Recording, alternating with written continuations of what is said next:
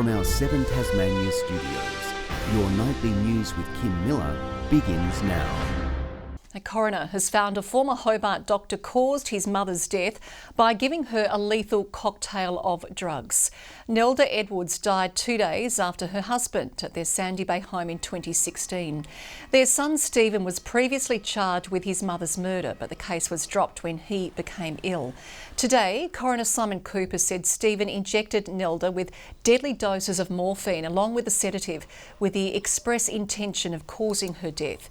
He also slammed Stephen Edwards' behaviour while giving evidence at his parents' inquest, saying he was deliberately lying. The coroner found Stephen's father, David Edwards, died of natural causes. It has been revealed nurses at the Royal Hobart Hospital are being offered specialist training to perform weapons searches on patients. Staff and their union are outraged, saying it's not the way to keep our hospital workers safe. Already under immense pressure, nursing staff in Tasmania's largest hospital are being taught to locate weapons on patients.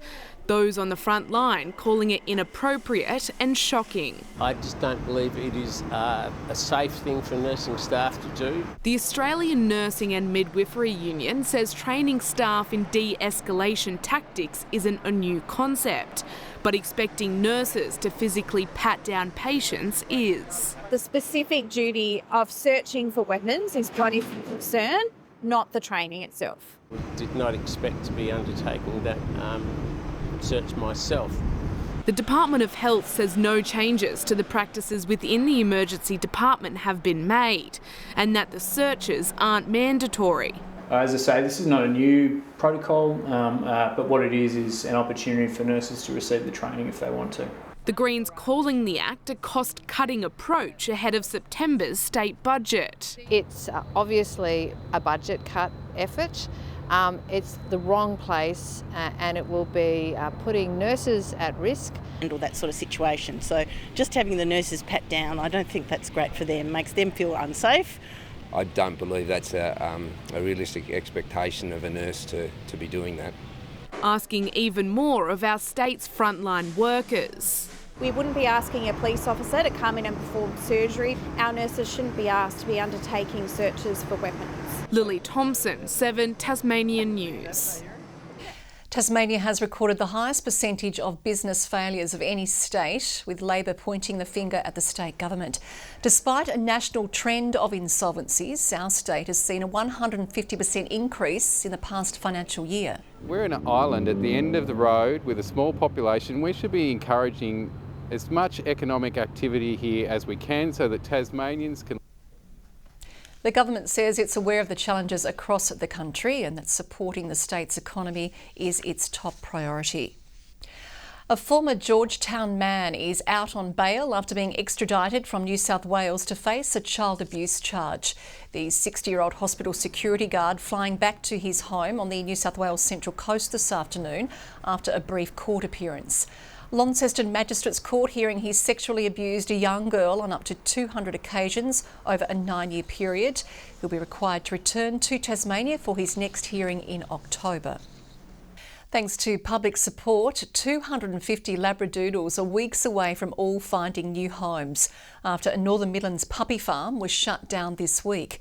The RSPCA now calling for urgent law reform, including a ban on large-scale breeding operations.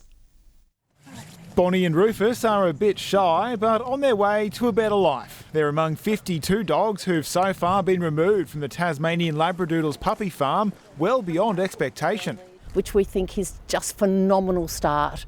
And because of this overwhelming positive response, we're going to be able to wrap that up over the next week or so. We expect all dogs to be off that site in 2 more weeks. It's all thanks to community support with hundreds of applications from potential foster carers and $300,000 raised thanks to donations from as far afield as the United States. The response to our appeal to rescue, rehabilitate and rehome 250 Labradoodles has been absolutely overwhelming.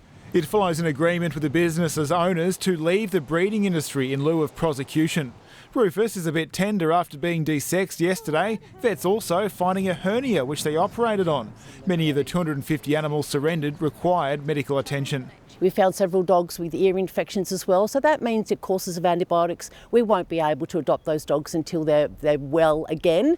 With a positive end in sight, the largest influx of rescue animals RSPCA Tasmania has ever seen, it's now calling for law reform, including a ban on puppy farms. We want a mandatory code of practice and we want mandatory breeder registration, so that sends a clear message that this is a professional industry that should have professional oversight. We've got a review underway in terms of the animal welfare dog regulations, and we'll be looking to see what further action we can take. Nick Kelly, 7 Tasmania News.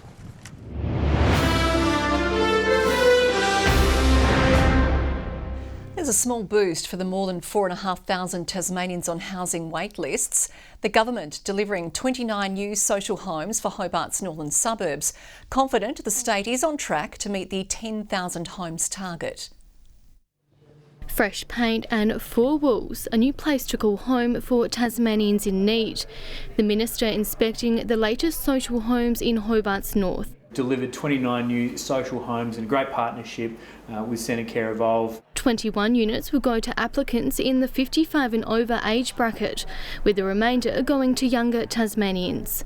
Tenancies already now in place, and hopefully the remaining 21 will be in there very shortly. The new development offering a mix of 1 and 2 bedroom units, focusing on accessibility, proximity and comfort. The orientation and the parking, we try to be sympathetic around all those things. The new units, 29 closer to the state government's goal of 10,000 by 2032, but it's still a long way to go in fixing the shortage. There's 4,700 people on the social housing register, so we need to work out how to accommodate those people over the next 10 years, and that'll be a big focus of what we build.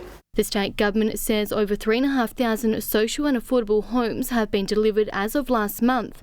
And while it's a step in the right direction, the Greens are calling for more to be done. They haven't delivered on the number of houses that they promised to build. Promises don't mean anything to people who need a roof over their head. Rebecca Gaidaneris at 7 Tasmania News. Tasmanian students have had the opportunity to seek a bit of revenge on their teachers in a Big Freeze fundraiser this morning. Despite the chill and fear from staff on the chopping block, the event's significance isn't lost on the shivering participants. Research for motor neurone disease is a really important cause, and our students are well behind it. Proceeds from the event will be added to this year's national total of more than $20 million. More direct routes could be checking into Launceston Airport soon as visitor numbers soar. It's now one of only a handful of Aussie airports to improve on pre-pandemic figures. The Lucas family is flying back to Queensland after an adventure-packed Tassie holiday. Well, we went to Tasmania and we went to Cradle Mountain too. We also went to Anders Chocolate Factory. They're part of a growing number of visitors touching down at Launceston Airport, which has just had its busiest 12 months on record with more than 1.4 million passengers, a 10% jump on last year. Expected to grow even more in the months ahead. That is also the reason why we're expanding our airport facilities. So based on the projections of the airlines and our own projections, it's going to be another exciting year for growth. After launching direct flights in October, Perth is the best performing route with strong growth from Sydney and Brisbane. I think Launceston's become much more of a regional hub and I think it speaks a lot about the opportunities to help people really visit Tasmania and experience what it has to offer from markets that previously haven't been as strong. Direct flights to the Gold and Sunshine Coasts ended with the collapse of Bonza, but could be making a comeback. Those particular routes, even though Bonza didn't succeed overall, but they are actually profitable routes and something that the incumbent airlines will look at very carefully. It could mean we'd see more of the Lucases who live near Coolangatta Airport. Oh, yes, please. That would be fantastic. We can't wait to come back again and try it in all different seasons, actually. Nick Kelly, 7 Tasmania News. And one of the visitor experiences bringing travellers to Tasmania is the Wakalina Walk, which has just been named in Time magazine's list of the world's greatest places. The 4-day walk on the state's east coast is led by Aboriginal guides who share stories of Palawa history and culture. It's the first time Tasmania has made the list, which is a source of travel inspiration for tourists around the world. Well, Tassie's own AFLW star Nicole Bresnahan is back in Hobart, kicking off North Melbourne's annual community camp with a visit to her old high school. She's hoping to inspire the next generation of budding footy stars. providing, presence in the state that shows, kids that there is a possibility and there is a pathway to the elite level. Inspiring because it shows that, people from our community that are going through similar schooling and education to us can make it to those top levels. Bresna Ham will join keen players at an under-12s girls clinic at Clarence High School tomorrow.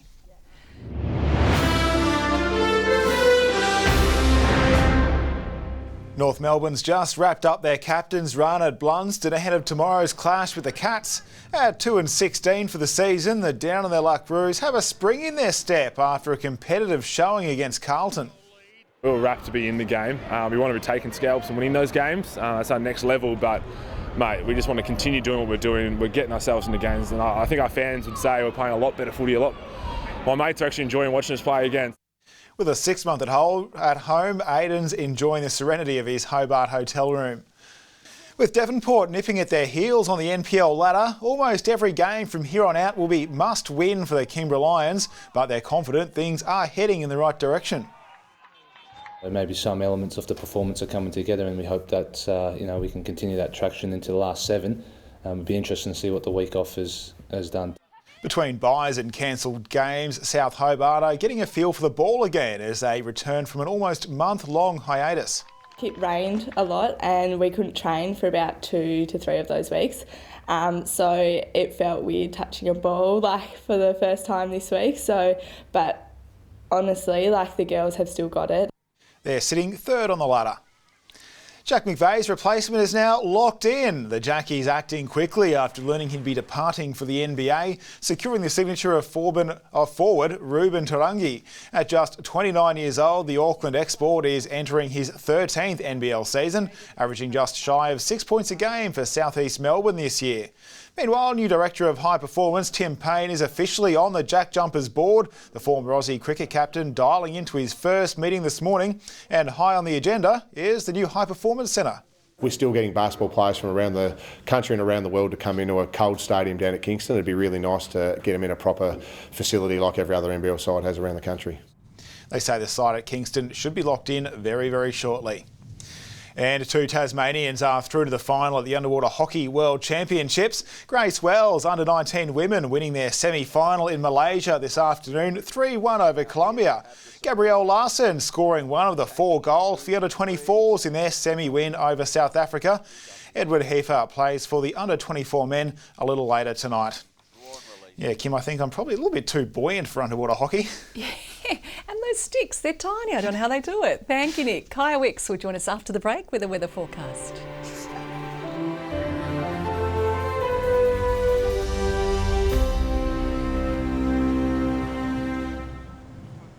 Good evening. Hobart, sweet 16 today, just 13 in Launceston, Devonport and Burnie.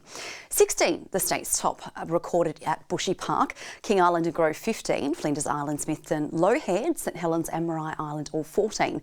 Strawn 12 and just 6 degrees for Laiwini. A mid to high level cloud band is seen moving over the state today with a few thunderstorms brewing off the west coast. The satellite shows a frontal cloud band over Tasmania extending low well to the south of the state. Tomorrow, a cold front will cross western New South Wales, eastern Victoria and just to the east of Tasmania. West to northwesterly winds 25 to 35 knots about the south in the morning, 20 to 30 knots elsewhere with west to northwesterly swells at 6.5 metres in the west and south. A gale warning is in place for the southwest coast. A strong wind warning has also been issued for all remaining coastal waters to include the southwest lakes.